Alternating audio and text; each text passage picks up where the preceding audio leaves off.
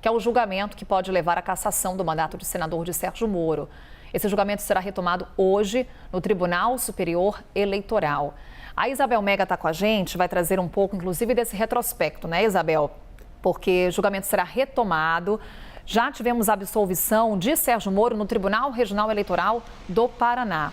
Diante da absolvição, cabia recurso, ele foi impetrado junto ao TSE, pelo PL, pela federação da qual o PT faz parte, e a partir daí teve início o julgamento no tribunal. A expectativa de que hoje ele seja retomado e hoje mesmo ele termine. E por que essa expectativa? O próprio ministro Alexandre de Moraes quer isso. Ele já falou publicamente sobre essa possibilidade. Traz para a gente, então, um pouco do que esperar do TSE nessa terça-feira.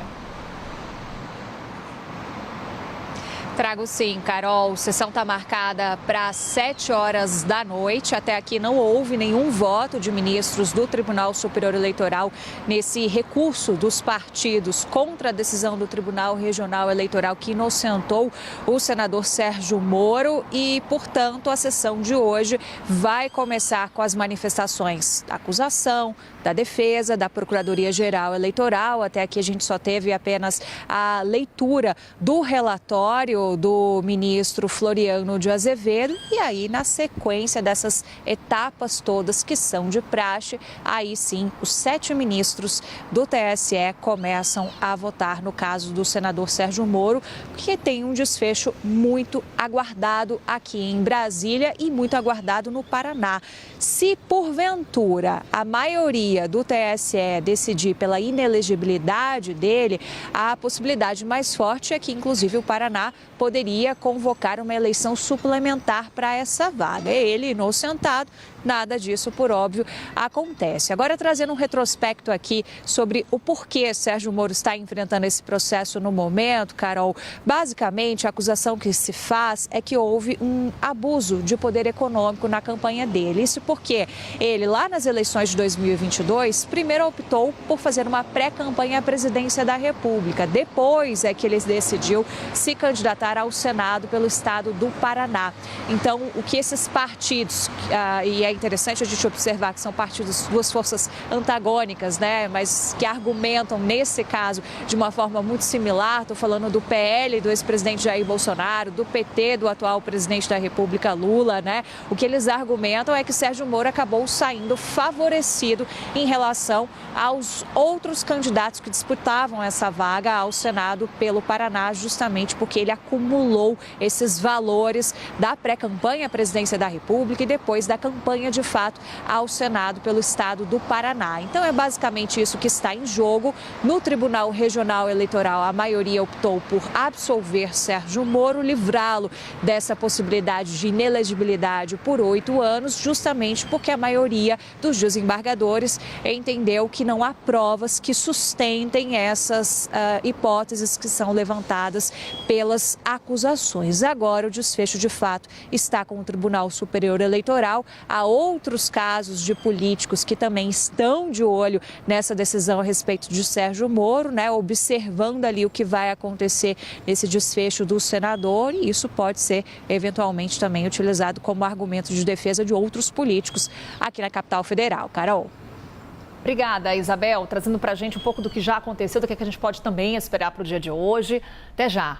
Isabel Mega trazendo para a gente destaques de Brasília. Então vamos falar com o Theo Cury e com a Basília Rodrigues sobre esse julgamento. Theo, vou começar com você. Inclusive já falamos rapidamente aqui na abertura do Novo Dia sobre esse assunto, sobre essa despedida de Alexandre de Moraes, não só da presidência do Tribunal Superior Eleitoral, mas até mesmo como ministro da Corte Eleitoral. É uma despedida do ministro marcada por esse julgamento?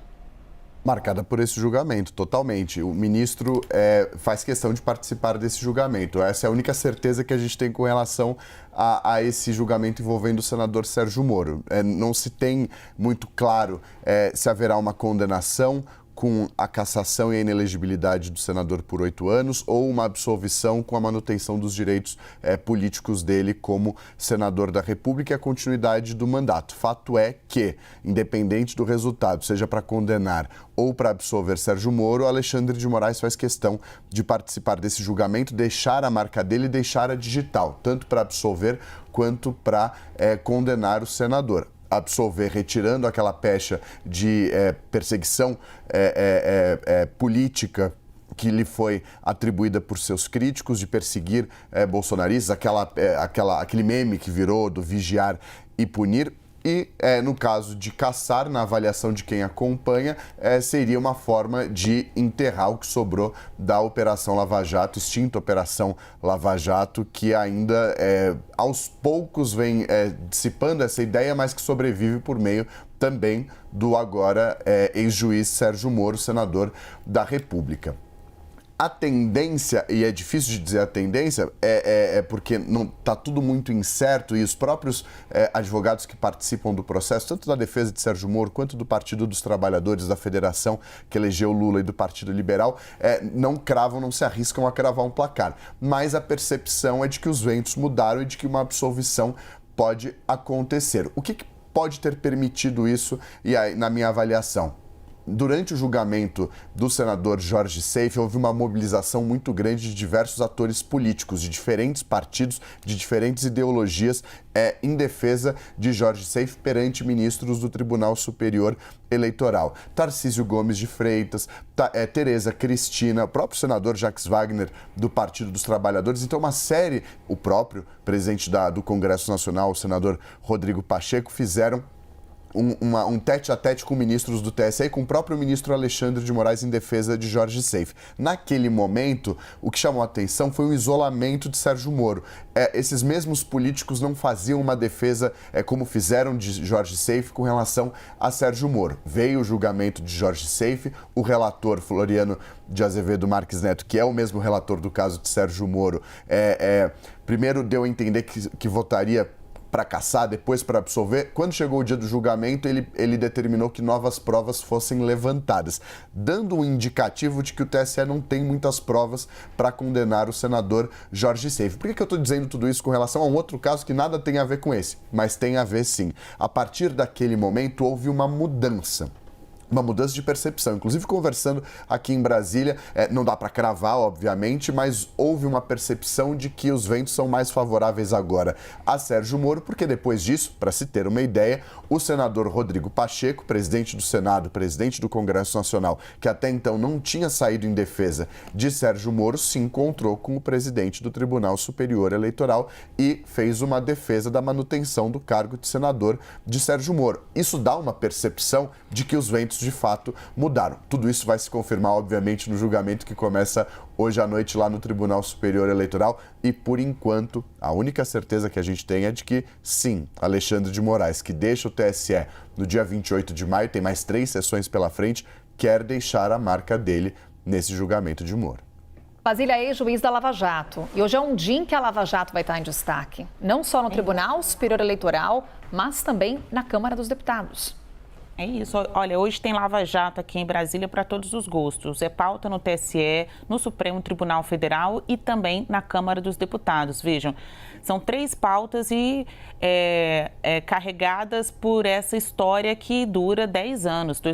2024 marca os 10 anos de realização dessa operação que abalou fortemente a classe política e empresarial no país, né, tendo nascido ali de uma investigação sobre desvios na Petrobras. Só que ela se ampliou bastante, né? Ela foi muito além ali da jurisdição do Paraná, que era a Justiça Federal presidida, né, comandada por Sérgio Moro naquela época. Tem um gostinho de revisão da história, porque é óbvio, quando a gente olha para o Sérgio Moro, poucas pessoas vão lembrar do que ele fez como senador ou do que ele fez como ministro da Justiça. Também tem esse histórico. Boa parte da população lembra de Sérgio Moro como figura ainda muito emendada, né, muito associada com a Lava Jato.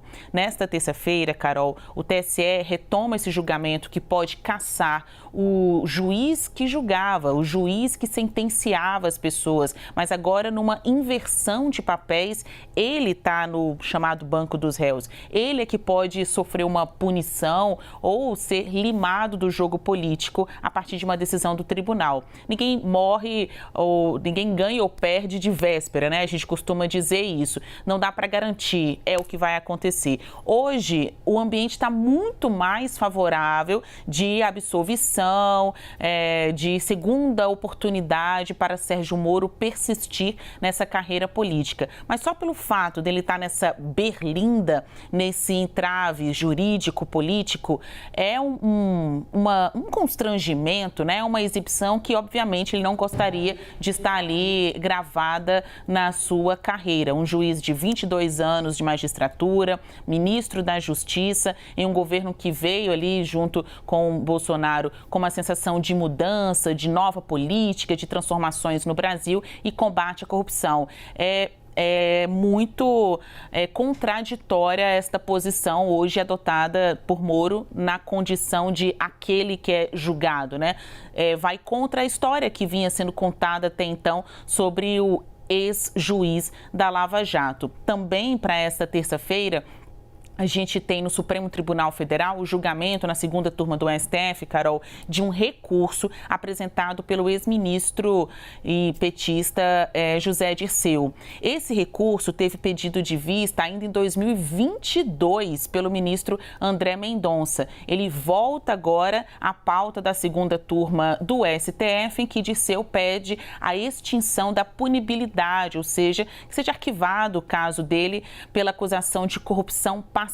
Então, naquela modalidade de quem está sendo acusado de receber o dinheiro ilegal, né? Corrupção ativa quando paga, passiva quando, em tese, recebe. Os advogados de Dirceu alegam que, entre o momento do cometimento desse suposto crime, o recebimento desse recurso indevido e o recebimento da denúncia, depois da investigação, quando o Ministério Público apresenta a denúncia e o Judiciário acolhe, passaram muitos anos, a ponto de prescrever o crime. Há uma divisão de entendimentos ali na segunda turma. Ministros como Fachin e Lewandowski, quando fazia parte desse grupo, votaram de maneira distinta. Por isso que André Mendonça pediu vista. Agora esse assunto vai ser retomado no STF e a gente vai ver se Dirceu terá a sua condenação por corrupção passiva de mais de 8 anos arquivada pela Justiça por prescrição. E a terceira pauta, não menos importante e diretamente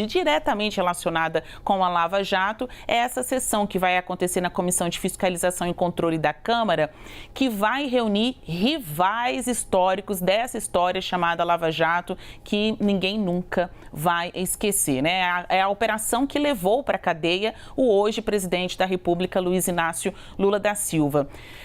Vai ser hoje à tarde, lá na comissão, na Câmara, essa audiência que vai ter como personagens principais, Carol, o ex-chefe da Força Tarefa da Lava Jato, Deltan Dallagnol, ele que teve um mandato cassado, mandato de deputado federal pelo Paraná. Vai ser o retorno de Dallagnol à Câmara, mas já não mais na condição de deputado federal, e ele vai lá para defender o seu legado, o que o colocou no destaque da política, a Lava Jato, né? Do outro lado, você tem advogados de alvos dessa operação, entre eles Alberto Toron e Antônio Carlos de Almeida Castro, o Cacai, um renomado advogado aqui do Brasil, né, mas de operação especialmente aqui nos tribunais superiores em Brasília. Então, cara a cara, Dallagnol e advogados da Lava Jato nessa terça-feira, que promete ser muito quente